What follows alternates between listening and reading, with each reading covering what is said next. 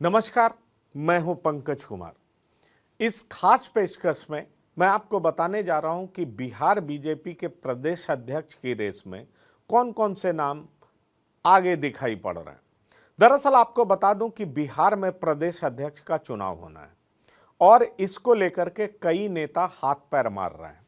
जहां तक बड़े नेताओं का सवाल है, जिनकी चर्चा बहुत जोर शोर से हो रही है, उन नामों के बारे में आपको बताना चाहूंगा। सबसे पहले मैं ये बता दूं कि एक चर्चा ये बहुत तेज है कि दो डिप्टी सीएम होने की वजह से और एक प्रदेश अध्यक्ष होने की वजह से कई पावर सेंटर्स हो जाते हैं। उससे बीजेपी को फायदा नहीं बल्कि नुकसान होता है और इस नुकसान की वजह से बीजेपी ये सोच रही है कि एक डिप्टी सीएम होना चाहिए, इसलिए दो डिप्टी सीएम के बजाय एक डिप्टी सीएम हो सकता है और उसके बाद प्रदेश अध्यक्ष का चुनाव भी हो सकता है।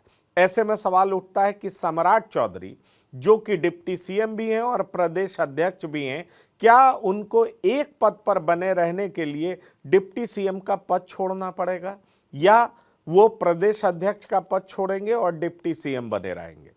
जहां तक जिन नामों की चर्चा है तो मैं आपको बता दूं कि तीन ऐसे नाम हैं जिनकी चर्चा बहुत ज्यादा है। सबसे पहला नाम मैं सम्राट चौधरी का लेना चाहूंगा। दरअसल सम्राट चौधरी के बारे में यह कहा जा रहा है कि वो कुशवाहा समाज से आते हैं। पार्टी में वो 2018 में शामिल हुए और 2018 में शामिल होने के बाद उन्हें बहुत तरह की जिम्मेदारी भी दी गई। वो पहले प्रदेश के उपाध्यक्ष बने, विधान परिषद में विपक्ष के नेता बने, उसके बाद वो मंत्री भी बने और फिर 2023 में उप मुख्यमंत्री भी बने और फिर देख लीजिए 2023 में वो प्रदेश अध्यक्ष बने और 2024 में उप मुख्यमंत्री भी बने। तो सम्राट चौधरी पहले भी मंत्री रह चुके हैं। दरअसल वो कई पार्टियों में रह चुके हैं। पहले वो आरजेडी में रहे, फिर जेडीयू में आए और फिर बीजेपी में आए। इसलिए सम्राट चौधरी के बारे में पार्टी के भीतर ही कई नेता ये कहते हैं कि आयातित नेता प्रदेश अध्यक्ष बीजेपी का नहीं होना चाहिए, क्योंकि जब तक बीजेपी का नेता जो कि संगठन को बखूबी समझता हो, जो मूल रूप से बीजेपी का हो, वो सांगठनिक तौर पर बीजेपी को आगे बढ़ाने में कामयाब नहीं हो सकता है। इस तरह की बात सबसे पहले अश्विनी चौबे ने कही। उसके बाद लोकसभा चुनाव के परिणाम के बाद हरि मांझी ने भी इस तरह की आवाज उठाई। हम आपको बता दें कि जब नीतीश कुमार एनडीए से बाहर जाकर के महागठबंधन में शामिल हुए और लालू प्रसाद यादव के सुपुत्र तेजस्वी यादव के साथ उन्होंने सरकार बनाई, उसके बाद से सम्राट चौधरी को जिम्मेदारी सौंपी गई। सम्राट चौधरी चूंकि कुशवाहा समाज से आते हैं तो ये माना गया कि ओबीसी समाज में यादव के बाद दूसरी बड़ी जाति कुशवाहा समाज ही है। इसलिए सम्राट चौधरी के ऊपर यह जिम्मेदारी दी गई कि कुशवाहा समाज के साथ साथ लव और कुश, जो कि नीतीश कुमार का आधार वोट बैंक है, उसमें सम्राट चौधरी बड़ी सेंधमारी करेंगे और पार्टी को अच्छी स्थिति में ला सकेंगे। लेकिन लोकसभा का चुनाव हुआ, नीतीश कुमार वापस एनडीए में आ गए। सम्राट चौधरी, जो कि बहुत एग्रेसिवली नीतीश कुमार और लालू प्रसाद के खिलाफ कैंपेन कर रहे थे, लोगों के बीच में जा रहे थे, उन्होंने साफा तक बांध लिया था और बीजेपी में उन्होंने बहुत जल्दी एक अलग पहचान बनाई। लेकिन लोकसभा चुनाव का परिणाम आया तो देखा गया कि बीजेपी का मत प्रतिशत तकरीबन 5.5% पहले से कम रहा और जहां तक लोकसभा में सांसदों की संख्या है तो 5 सीटें कम हो गई। इसके बाद से ही सम्राट चौधरी के ऊपर पार्टी के भीतर ही कई तरह की आवाजें बुलंद होने लगी, कई तरह के आरोप भी लगने लगे। लेकिन सम्राट चौधरी खुद प्रदेश अध्यक्ष के तौर पर काम करना चाहते हैं। वो चाहते हैं कि प्रदेश अध्यक्ष उन्हें बनाया रखा जाना चाहिए, उप मुख्यमंत्री भले ही छोड़ना पड़े तो वो छोड़ने को तैयार है। चूंकि बीजेपी की परंपरा रही है कि 2 पद पर एक व्यक्ति नहीं रह सकता है, इसलिए लोकसभा चुनाव से पहले तो उनसे अध्यक्ष पद नहीं छीना गया, क्योंकि किसी भी नए अध्यक्ष के लिए बहुत सारी मुश्किलों का सामना करना पड़ सकता था, इसलिए उनको नहीं छेड़ा गया। लेकिन अब चर्चा बहुत जोर पर है कि कभी भी नए अध्यक्ष बनाए जा सकते हैं। आपको बता दें कि राष्ट्र स्तर पर भी राष्ट्रीय अध्यक्ष का भी चुना जाना बीजेपी में बाकी है। जेपी नड्डा जो है वो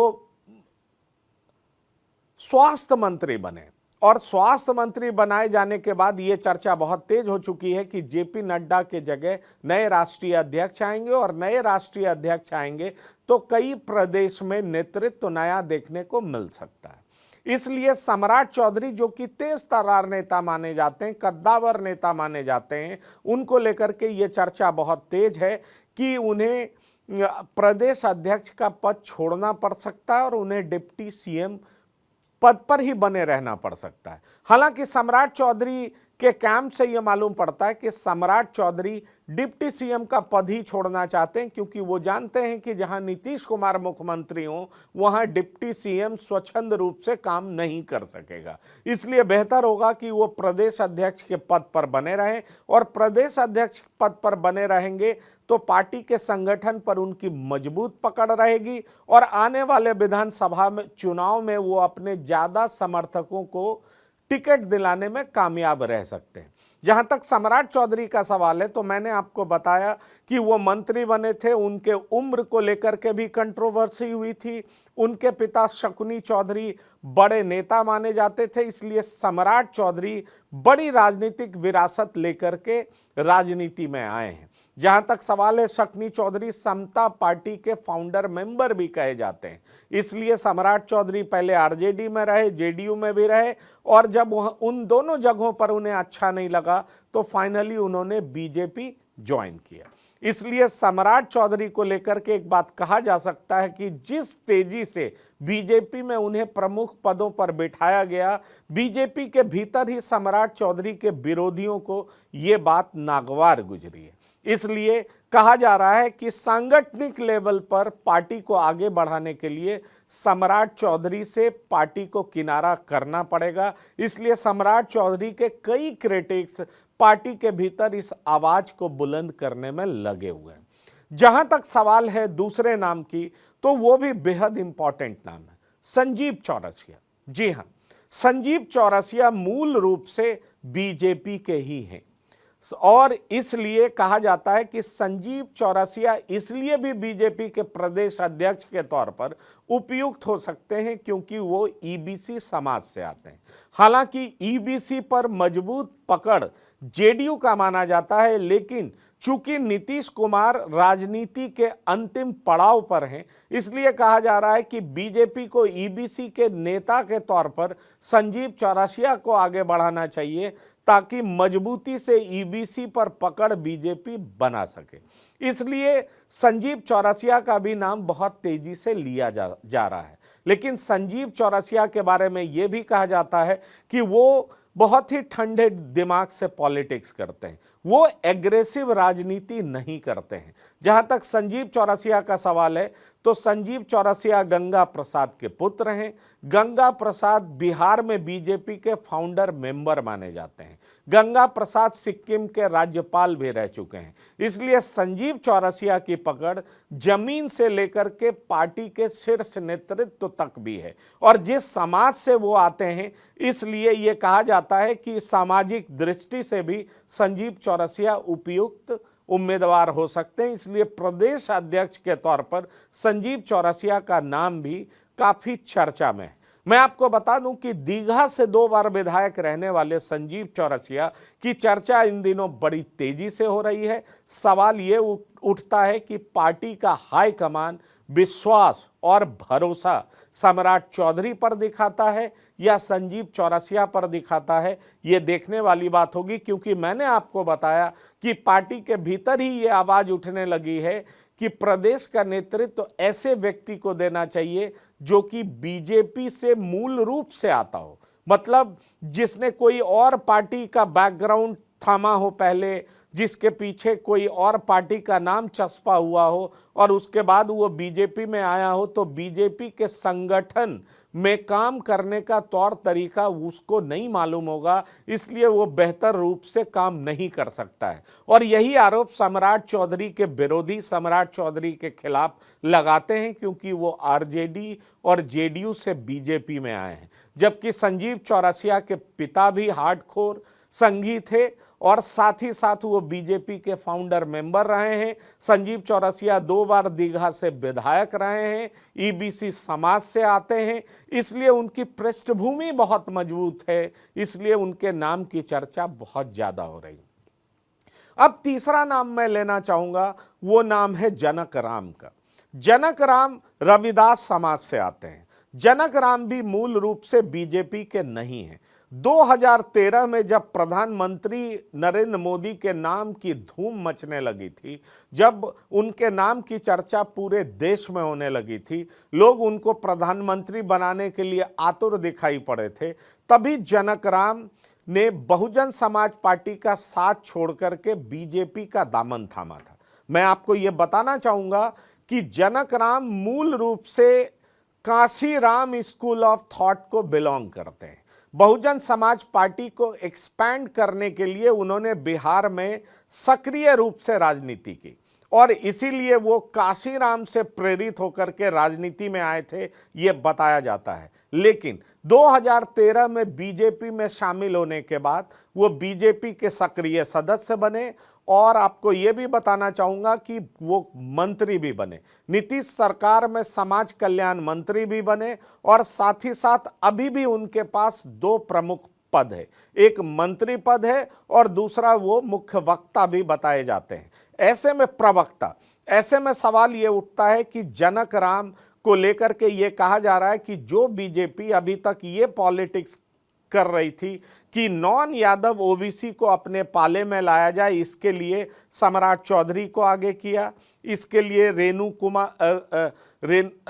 कुमार और साथ ही साथ तार किशोर प्रसाद को उप मुख्यमंत्री भी बनाया। अब बीजेपी को दलित समाज पर भी पूरा फोकस करना चाहिए, क्योंकि दलित समाज में रविदास समाज ऐसा है जिसके नेता के तौर पर जनक राम को प्रोजेक्ट करने की कोशिश हो सकती है। चूंकि दलित समाज का वोट तकरीबन 20% है, इसलिए पार्टी के भीतर इस बात की भी चर्चा है कि दलितों को अपने साथ जोड़ने के लिए जनक राम को प्रदेश अध्यक्ष बनाया जाना चाहिए। जनक राम को अगर प्रमोट किया गया तो 20% दलितों की आबादी बीजेपी के साथ जुड़ सकती है और बीजेपी को इसका बड़ा फायदा हो सकता है।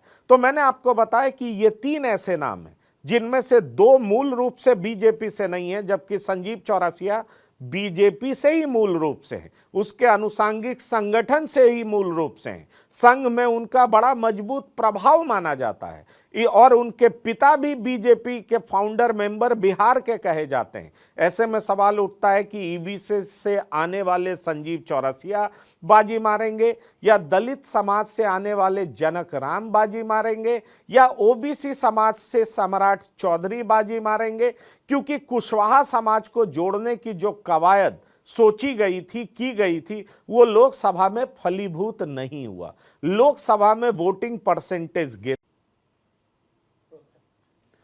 लोकसभा में वोटिंग परसेंटेज गिरा है और बीजेपी के लिए ये चिंता की बात है, क्योंकि 5.5% वोटों का गिरना और साथ ही साथ 5 सीटों का कम होना बीजेपी के लिए चिंता का सबब बना हुआ है। इसलिए 2025 के चुनाव को देखते हुए बीजेपी प्रदेश अध्यक्ष की तलाश में है। वैसे सम्राट चौधरी एग्रेसिव लीडर हैं और जितनी जल्दी उन्होंने बीजेपी में पहचान बनाई है वो भी काबिले तारीफ है। इसलिए सम्राट चौधरी के फेवर में ये बात जाती है कि वो एग्रेसिव लीडर के तौर पर नीतीश और लालू के खिलाफ अपनी पोजीशनिंग करने में कामयाब रहे थे। लेकिन जहां तक सवाल है संजीव चौरसिया का, तो वो ईबीसी समाज से आते हैं और ईबीसी समाज तकरीबन 36% की संख्या वाला समाज माना जाता है। इसलिए ईबीसी समाज को अपने पक्ष में करने के लिए बीजेपी संजीव चौरसिया को भी प्रोजेक्ट कर सकती है।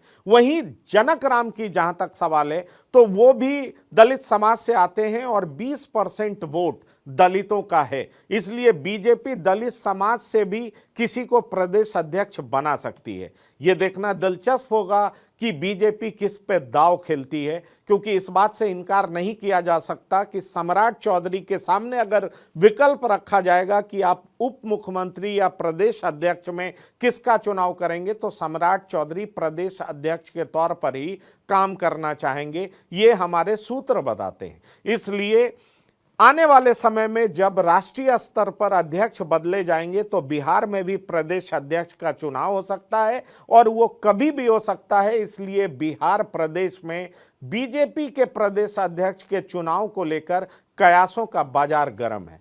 इस खास पेशकश में इतना ही। ताजा तरीन खबरों के लिए आप लगातार देखते रहिए TV9। धन्यवाद, नमस्कार।